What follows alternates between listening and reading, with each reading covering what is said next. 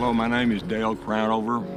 As you can tell, I'm of age. I just turned 70, and with that, people say I have a lot of wisdom. I don't know if I have the wisdom, but I surely have a lot of experiences. I serve as an usher for about 4 years, and I really do enjoy it. Just about a year and a half ago, I was extremely honored to be asked to be a deacon, so I've been a deacon now for about a year and a half. I've been involved in a lot of churches. They were all small churches, and I'd heard of the Avenue, and my wife Julie had heard of it, and I basically just told Julie that I wanted to go to the largest church in Waxahachie.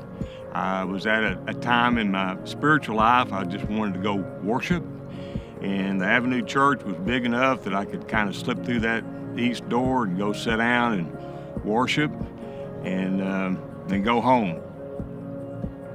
Back then, and it was only 4 years ago, if you wanted to become a member of the Avenue, they asked you to go to this separate class, and Pastor David, he spoke to all of us. But what was very interesting is near the very end, he made a comment that everybody knew who he was, obviously, 3,000 or 4,000 people, but he said that basically the only way that he would get to know who we were is if we served. And about that time, they passed out the cards. It asked, do you want to serve? And I was quick to say yes. And 2 weeks later, I get a phone call, and I'm serving as an usher. So as I reflect back, there's a lot of things that I use as an excuse to not do something.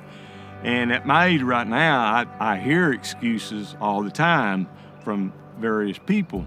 And it's not just from the younger people, it's even from the older people. I really do think everybody needs to look at this excuse. Is it selfishness? Is it allocation of time?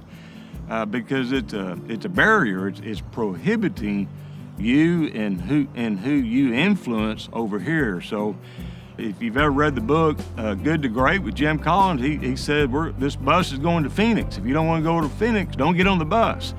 So it's kind of the same thing, with our church. This is our church, and if you're going to spend the time to come and be there for an hour, spend and make the time to help us. The more volunteers that we have serving, the easier it is for the other ones. The benefit of more people serving is that we can grow and we can improve. We can't grow more people and not have more volunteers. It doesn't work like that. Why is it that only 20% of the people maybe serve or tithe? All of us guys, we've all been in some sports, football, basketball. What happens if only 20% of the people show up, or 20% of the people, are actively involved? Well, you're not going to win. So it's the same thing for our church. What I look the most about serving is that, believe it or not, on Saturday afternoon, I'm excited. I'm ready to go to church. It might sound kind of goofy, but I love all these guys. I've got buddies in the cafe. I got buddies parking cars. I got buddies in the daycare.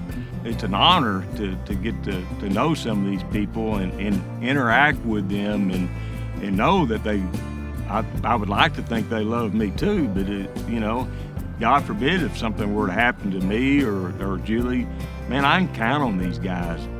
The story I'm trying to get across to everybody, don't wait till you get to be my age to see the benefit of serving. And they might, like I do, they may think there's plenty of ushers. They may think there's plenty of security people. But that's not the case. That's what I thought. God, He did create us just to go to church once a week for an hour. That wasn't His game plan. If you're here today and you're, quote, on the fence, I really encourage you and pray for you to get off the fence and come over here and serve. The sooner the better.